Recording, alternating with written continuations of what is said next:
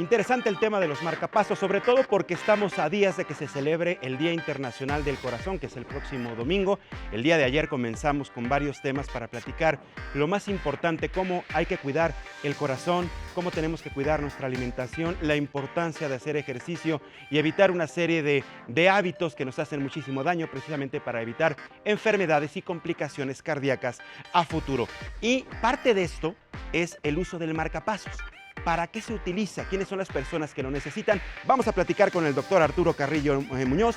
Él es cardiólogo clínico, quien se encuentra ya aquí con nosotros en el estudio de Código Salud. Doctor Carrillo, bienvenido, ¿cómo estás? Muchas gracias. Gracias por Gracias, estar con Mariano, nosotros. por No, la al invitación. contrario, por destinar parte de tu tiempo a venir a platicar un tema tan interesante. ¿Por qué se prescribe o por qué se determina que una persona necesita un marcapasos? Habitualmente esto es porque hay un trastorno en la conducción cardíaca. El corazón tiene un sistema eléctrico intrínseco, es decir, si nosotros agarramos un corazón de cualquier ser vivo y lo sacamos del cuerpo humano, ese corazón va a seguir latiendo por algunos minutos. Por supuesto, al final se va a parar porque no tiene la irrigación sanguínea, porque no tiene la regulación del sistema nervioso, pero es un sistema intrínseco.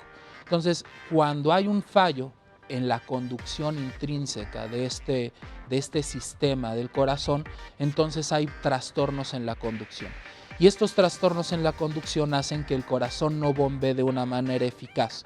La energía o la electricidad que necesita el corazón para moverse, para que el músculo se pueda mover, necesita un perfecto funcionamiento del sistema de conducción eléctrico cardíaco.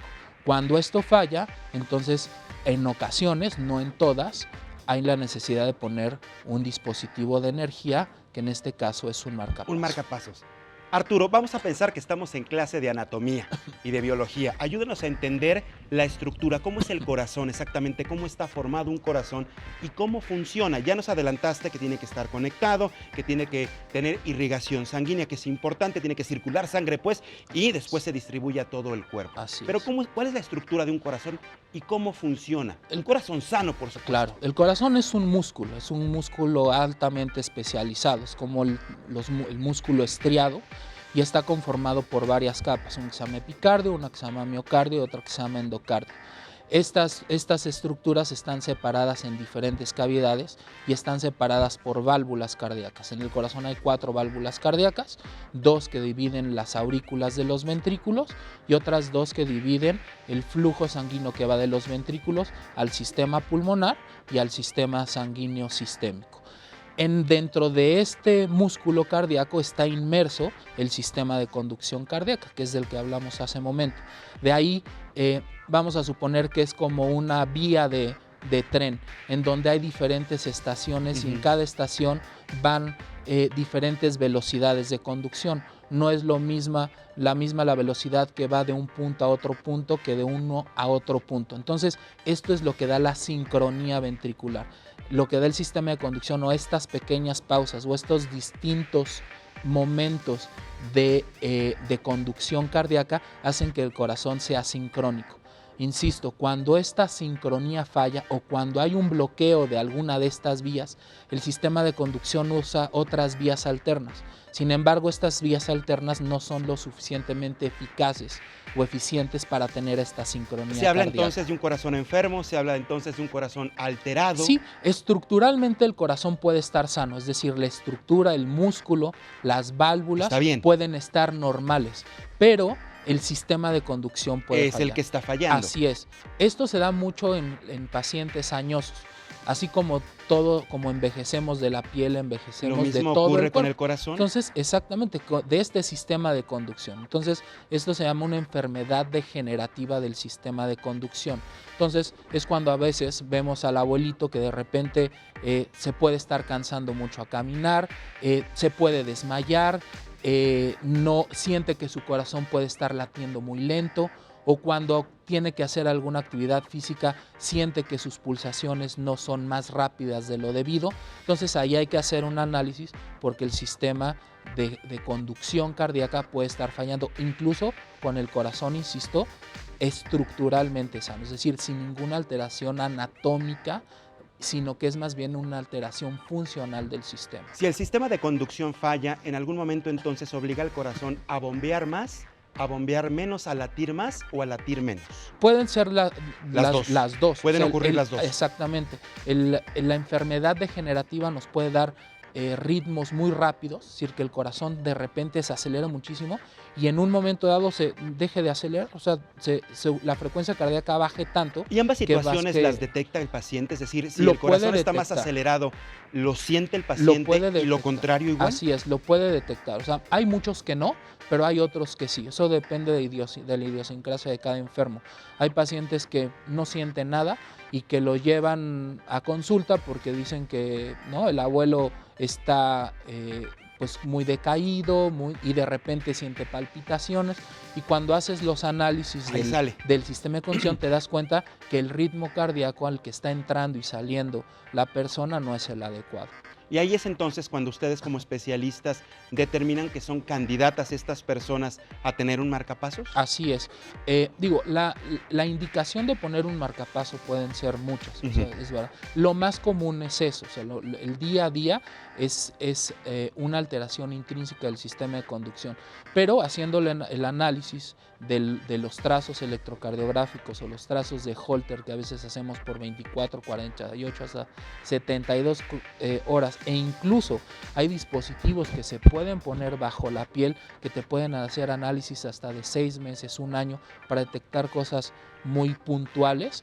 Todo eso pues nos ayuda a tomar la decisión si una persona requiere o no de un dispositivo de energía. Ahora, la tecnología ha evolucionado de manera impresionante, lo decíamos al principio en la presentación de este tema antes de que ingresaras con nosotros al estudio, Arturo, que antes los marcapasos pues eran muy grandes, no eran equipos sofisticados, lo siguen siendo, pero a lo que me refiero es que ahora son de menor tamaño, es como todo, tiende a hacerse más pequeño y también me imagino tiende a tener una mejor funcionalidad, porque así como avanza la tecnología, no solo en reducir el tamaño, sino que, por ejemplo, a ustedes como especialistas tengan un mayor control de sus pacientes y los propios pacientes tengan una mejor reacción y una mejor evolución de acuerdo a la enfermedad que presente. Claro. ¿Cómo ha sido la evolución y a ustedes los especialistas, cómo los ha apoyado a que la tecnología ahora cuente con dispositivos más pequeños y, entiendo yo, más funcionales? Así es. Bueno, al principio el marcapaso, si tú te vas a la historia de cómo nació el marcapaso, antes eran prácticamente máquinas externas, es decir, el marcapaso no iba implantado adentro del pecho, músculo, pues, en el músculo, pecho. sí. No, era por fuera. Entonces la gente pues, lo tenía a veces que cargar como mochilas, ¿no? Para poder, ¿no? Y poco a poco esto ha ido evolucionando. Hasta actualmente hay dispositivos que todavía están en investigación, pero ya próximamente, yo no creo que tarde mucho, que son marcapasos sin cable, son marcapasos que se implantan adentro del ventrículo y ya no necesitas un cable para, sino que los pones como allí chips, yo como creo. chips, exactamente, y ya no necesitas hacer punciones especiales, nada, sino que lo pones ahí y hace la función del marcapaso. Creo que todavía esos marcapasos no te dan la fisiología adecuada del sistema de conducción o las indicaciones son muy puntuales, pero para allá va esto.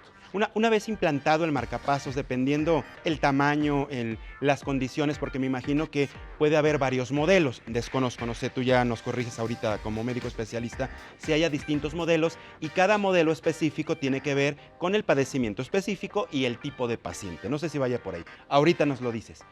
¿Cómo es la cirugía ahora? Entiendo que también creo que ya no es tan invasivo, tan agresiva como antes. Así es, actualmente se hace una punción por abajo del hueso que se llama clavícula, se hace una punción o una doble punción y por ahí, por esa punción, se mete una guía, se llama, para dirigir los cables. Como un cablecito.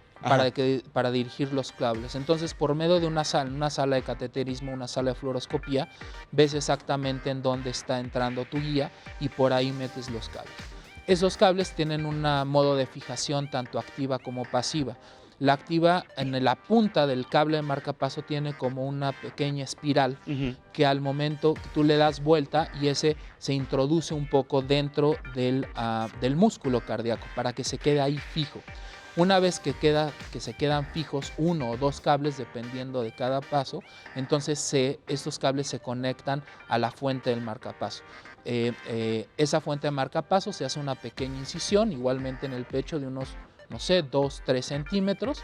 Ahí se introduce por abajo del tejido celular subcutáneo, es decir, la grasa, y se fija este dispositivo a los tejidos más profundos. ¿Y queda a la altura del corazón? Y queda un poquito hacia arriba. Hacia arriba. Hacia ¿Por qué arriba. un poquito hacia Habitualmente, arriba? pues nada más por el sitio anatómico. O sea, realmente el sitio en donde pongas la fuente de marcapaso no es importante.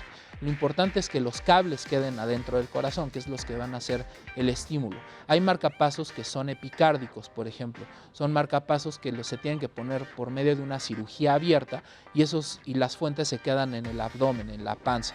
Y va un cable conectado por fuera del corazón cuando no se pueden poner por cables endocárdicos, es decir, hay diferentes maneras de poner un marcapaso. Habitualmente se hace de la primera forma que te dije, por la pequeña punción, y se pone la fuente en el pecho.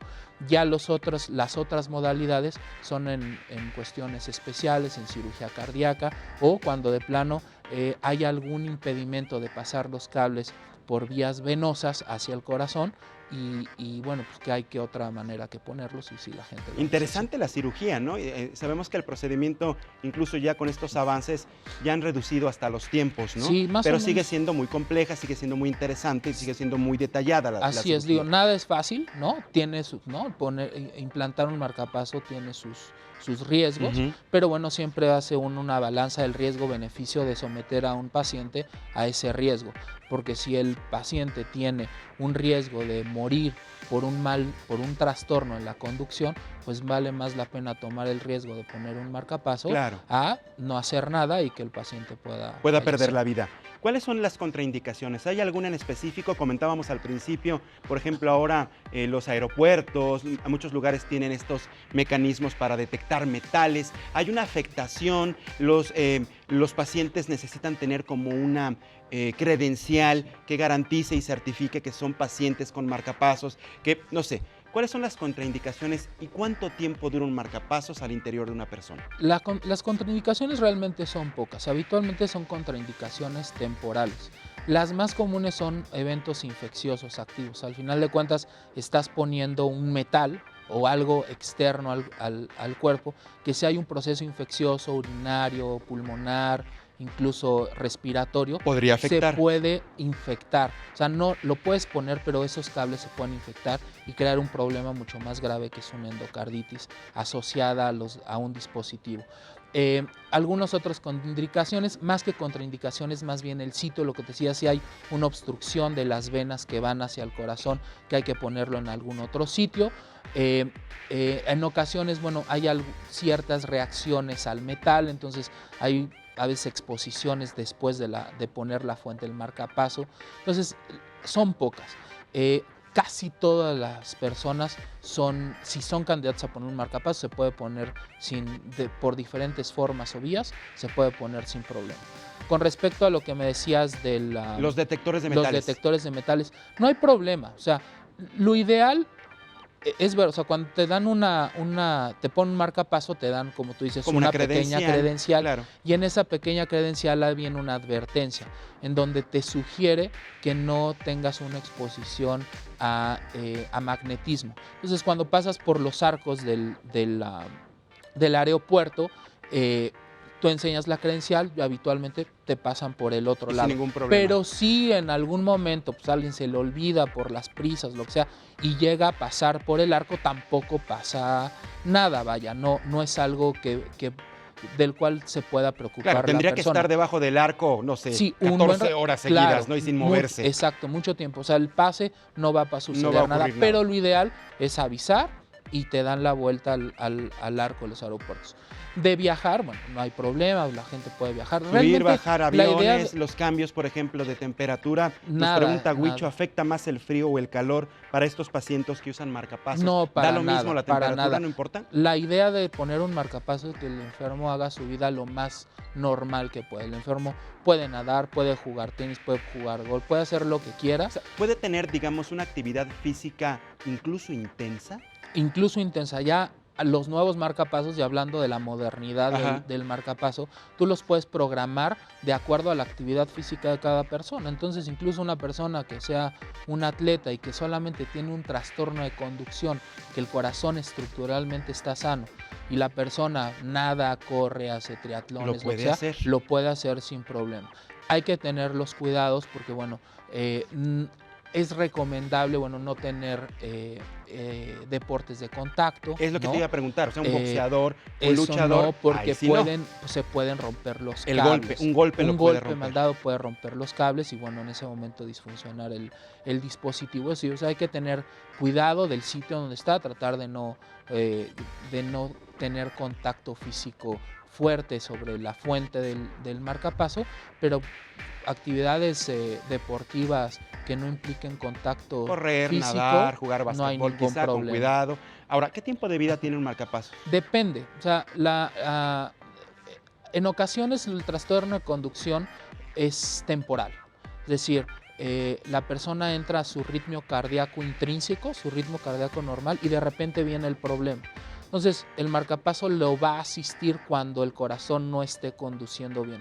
Pero el tiempo que está conduciendo bien, el dispositivo nada más está a la expectativa, nada más está viendo el ritmo cardíaco intrínseco y no hace nada. O sea, no es que esté encendido las 24 horas, no necesariamente, exactamente. Detecta esta irregularidad y es cuando entra, Hay gente que no, hay gente que lo requiere todo el tiempo 24. Entonces, la vida del marcapaso depende, uno, de eso, ¿no? De qué tanto el paciente lo está utilizando. La segunda, de las marcas del marcapaso. Hay marcapasos que se ha visto que tienen más duración, ¿no?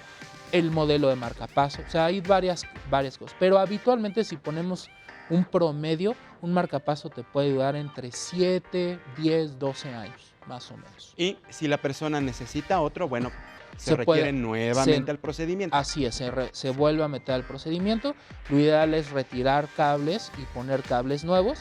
En ocasiones se encarnan tanto los cables que no es posible, y a veces pues uno determina dejar los mismos cables si están pero en buen no sucede nada, son compatibles con el organismo. Así es. Dime una cosa, ¿la experiencia qué te dice? Que generalmente las personas sí necesitan de un segundo o incluso un tercer marcapasos.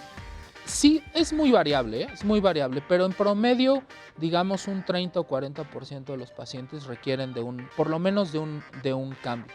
Digo, habitualmente el uso de marcapasos se da en pacientes más añosos, es decir, pacientes más viejitos. Entonces, muchas veces, bueno, pues acaban, ¿no?, su vida física, ¿no?, y ya no requieren de un nuevo marcapaso, ¿no? Otros, bueno, alcanzan esta vida de marcapaso y, bueno, hay que poner otro. Pero habitualmente es una fuente y en un 30-40% se puede poner, o sea, se puede poner otra. Y ya por último, Arturo, al final, por ejemplo, de 10 pacientes que ves en la clínica, en la práctica diaria, que a lo mejor tienen diferentes afectaciones, que están relacionados con la conducción, que es lo que altera el funcionamiento del corazón, que necesitas quizá la aplicación, la utilización de un marcapasos, ¿con cuántos tomas la decisión de hacerlo? Mira, en promedio. Es muy variable, pero bueno, no sé. Nosotros como cardiólogos vemos pacientes de edades avanzadas. O sea, por arriba de los 50, 60. Yo creo que hasta más. Hasta más, 70. De los 65, 70 años es o sea, difícilmente le colocas un marcapasos a alguien de 45 años. Es mucho más complicado, es más difícil, pero se da. O sea, hay enfermedades degenerativas muy precoces, ¿no? Muchas veces hay antecedentes, preguntas, no, pues es que a mi papá le pusieron un marcapasos. ¿Cuántos años tenía? Pues tenía 55. Entonces también ahí te das cuenta, ¿no?, que tal vez esa persona puede estar heredando algo, claro, que pueda estar requiriéndolo. Entonces, si habitualmente es gente más añosa, se ponen con mucha frecuencia. En la práctica diaria privada, no sé, se ponen de cada 100 pacientes pondrás uno, dos. De cada 100, ¿no?, más o menos. 1 o 2 personas necesitan un marcapasos. Pero en la seguridad pública se ponen una cantidad de todavía mayoritaria. Muy bien, pues Arturo Carrillo Muñoz, doctor cardiólogo clínico, gracias por haber estado con nosotros. Al contrario, pendientes de los mensajes que se hagan este fin de semana, precisamente para prevenir una serie de enfermedades o padecimientos cardiovasculares debido a que se celebra el Día Internacional del Corazón. Tenemos que modificar muchos hábitos si no nos queremos enfermar y sobre todo si no nos queremos morir. Así es. Así es. Muchísimas vamos a morir gracias. todos. pero no de una enfermedad. De eso se trata, prevenir. Arturo, gracias por haber estado con nosotros. No te muevas. Gracias. Muy bien, ahí lo tienes. ¿Para qué funciona y cómo funciona un marcapasos? Vamos a...